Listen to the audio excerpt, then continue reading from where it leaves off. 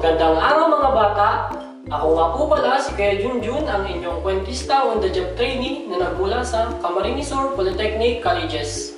At narito ako ngayong araw upang magbahagi sa inyo ng isang kwento na tsak akong kapupulutan nyo ng aral.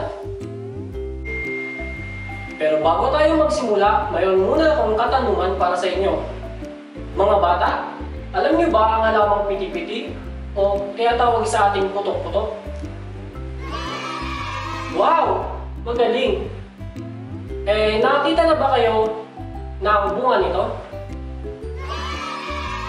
Tumpak! Magaling! At dahil dyan, may kinalaman ito sa ating kwento. Ngayong araw, babasahan ko kayo ng kwento tungkol sa isang binhi na pinamagatang Ang Binhing Tumatalon, na isinulat ni Norfitri Agustin at ginuhit ni Pracha Apriliana. Handog sa atin ng Let's Read the Asia Foundation. Tara na at magsimula na tayo. Inaantok pa si Kana, tulad ng ibang binhi sa kanyang kapsula. Lahat sila ay buto ng isang halaman na ang tawag ay petunia. Tignan mo, may mga berdeng kapsula at kayumangging kapsula sa magaganda at kulay lilang bulaklak. Pero nasaan si Kana? Ang kapsula ni Kana ay berde pa rin.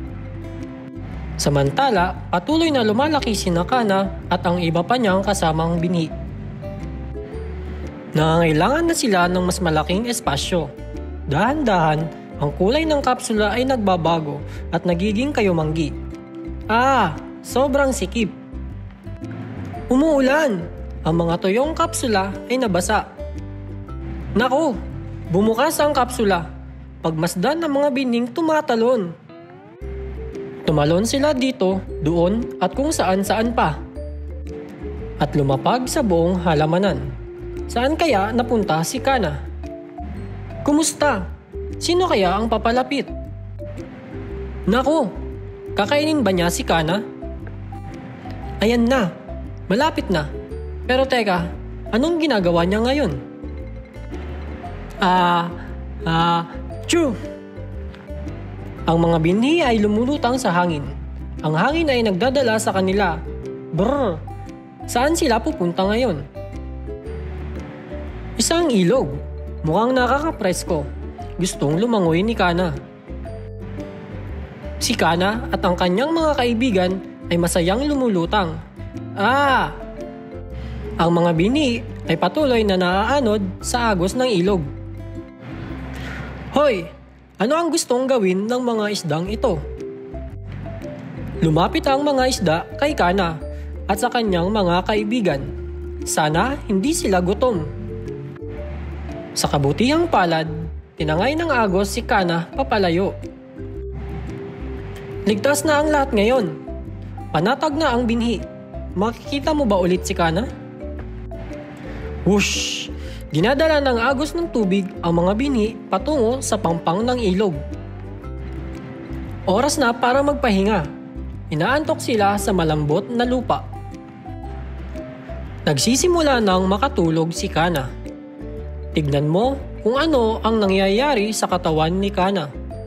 Ang kanyang mga ugat ay dumami. Ang mga dahon ay umuusbong. Sumibol na ang kanyang mga bulaklak. Mayroon na siyang sariling mga kapsula ngayon. Pagmasdan mo ang iyong paligid, maaari kang makakita ng halaman katulad ng lilang petunia, katulad ni Kana. Narinig mo ba ang tunog? Pagmasdan ang mga bining tumatalon. Ngayon, napakinggan na natin ang ating kwento. Nais nito ipaalam sa atin na ang pagkakaroon ng tiwala sa proseso ng paglago ay malalagpasan kahit anumang pagsubok. At dyan nagtatapos ang ating kwento na pinamagatang Ang Binhing Tumatalon. Kaya mga bata, laging tatandaan, kahit saan man dalhin ng hangin ang binhi, kung may lakas ng loob, ito'y sisibol. Muli, ako si Kuya Junjun at huwag kakalimutan mag-follow, like, and subscribe sa aming Facebook page at YouTube channel para sa iba pang kwento na tsak ako'y kapupulutan nyo ng aral. Hanggang sa muli, paalam!